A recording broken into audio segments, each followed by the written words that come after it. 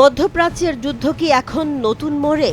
শুরুতে যুক্তরাষ্ট্র ও ইসরায়েলের দাপট থাকলেও এখন প্রশ্ন উঠছে, এই যুদ্ধের নিয়ন্ত্রণ কি তাদের হাতছাড়া হয়ে যাচ্ছে? কারণ হরমুজ প্রণালী বন্ধ করে বিশ্ব অর্থনীতিতেই বড় ধাক্কা দিয়েছে ইরান। যুদ্ধের শুরুটা ছিল নাটকীয়। ইসরায়েলের আকস্মিক হামলায় ইরানের সর্বোচ্চ নেতা আয়াতুল্লাহ আলী খামেনির মৃত্যু হয়। এরপর যুক্তরাষ্ট্র ও ইসরায়েল যৌথভাবে ইরানের হাজারো সামরিক লক্ষ্যবস্তুতে হামলা চালায়। জবাবে ইরানও ইসরায়েলের দিকে ক্ষেপণাস্ত্র ও ড্রোন হামলা চালায়, যদিও বেশিরভাগই প্রতিরক্ষা ব্যবস্থায় ভূপাতিত হয়।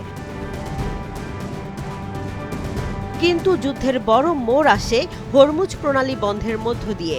বিশ্বের প্রায় 1/5 তেল এই পথ দিয়ে পরিবহন হয়। ফলে এই অবরোধে তেলের দাম হু হু করে বেড়ে যায় এবং বিশ্ব অর্থনীতিতে তৈরি হয় নতুন অস্থিরতা।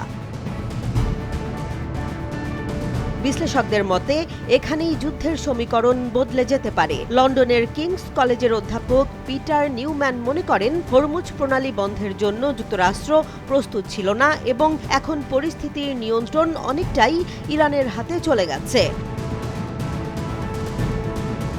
তবে অন্য বিশ্লেষকদের মত ভিন্ন।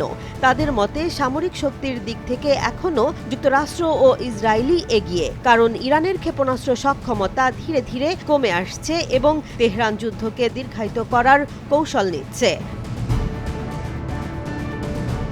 সব মিলিয়ে মধ্যপ্রাচ্যের এই সংঘাত এখন নতুন অনিশ্চয়তার মুখে। যুদ্ধের সামরিক দিক একরকম থাকলেও অর্থনীতি ও ভূ রাজনীতির সমীকরণ বদলে দিচ্ছে হরমুজ প্রণালী, আর সেখানেই নির্ধারিত হতে পারে এই যুদ্ধের ভবিষ্যৎ।